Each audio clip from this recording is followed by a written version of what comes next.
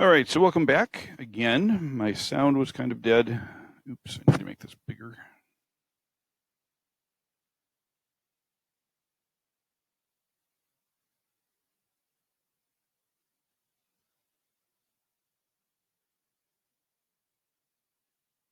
Okay, welcome back.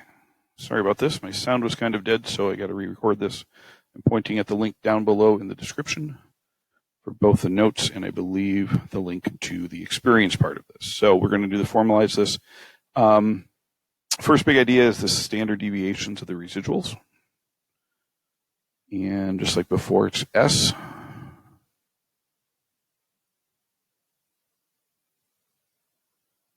So again, you get to hear me commenting on myself. So what do we do here? We're going to write down what the interpretation of this means. Thank you for catching up there, Mr. Hayes. So in terms of when you're discussing what this is going to be, this is what you're going to go through and say. And apparently there we go. All right. So your interpretation is going to be, you'll write down the actual Y context. And so again, I say Y context, or I should say stats medic that uses Y context so that you know that you're going to have to refer back to the original problem. And then all that stuff will be underlined. It's typically about S away from the number predicted by the least squares regression line. And again, I would recommend that you use units for that. So in our case, we would have said like 5.4 IQ points away. But again, then that way you've got context for what's going on, because when you're talking about that, that's going to be the important stuff that's going on. So in our case, we would say the actual IQ score was 5.5 points away from the predicted IQ score. You got your number 2. It is the coefficient of determination, and that's that R squared that we were talking about.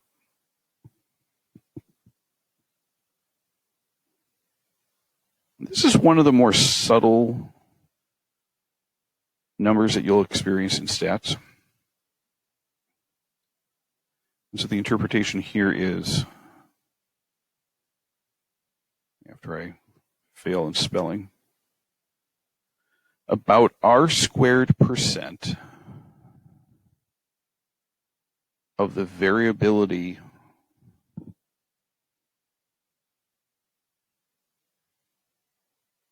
in the Y context is accounted for by the least squares regression line. So that means that the differences that you're seeing in the differences between your Y values, between predicted and what's going on, that R squared value is telling you how much is going on because, or the least squares regression line is taking care of that much. Okay? It's not how much is true, it's not how much is going on. It's just that the variability is being taken care of by the least squares regression line. So again, what you need to do is go ahead and pause here and run through this problem about web schools backpacking.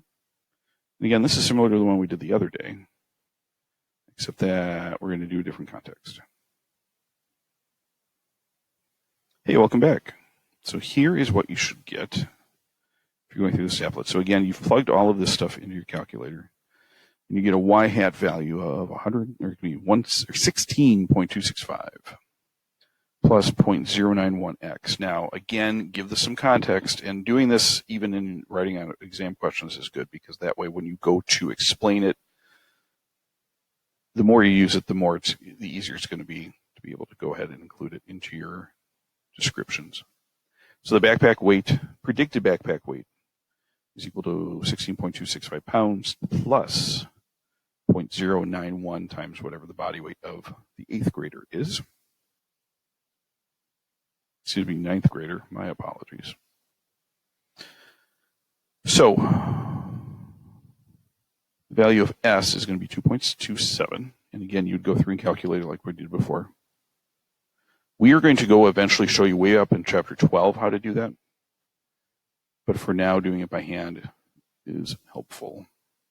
So the actual backpack weight is typically about 2.27 pounds away.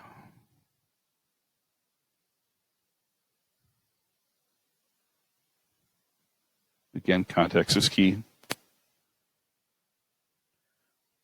Away from the weight predicted by the least squares regression line.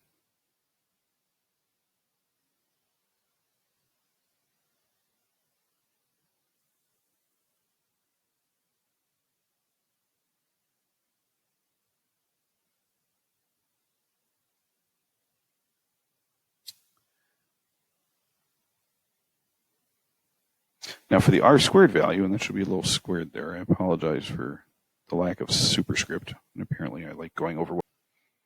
I was in the moment. So R squared, when you go through and calculate out this, and this you can, I believe I showed you how to use the calculator for, 0.632, so that means about 63.2%, and go out to the tenths place. Just sloppy and lazy if you don't. Of the variability for the backpack weight,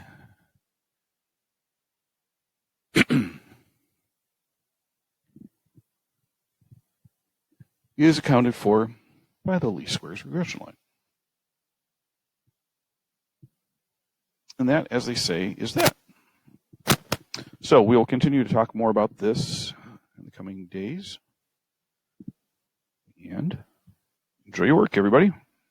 See you later.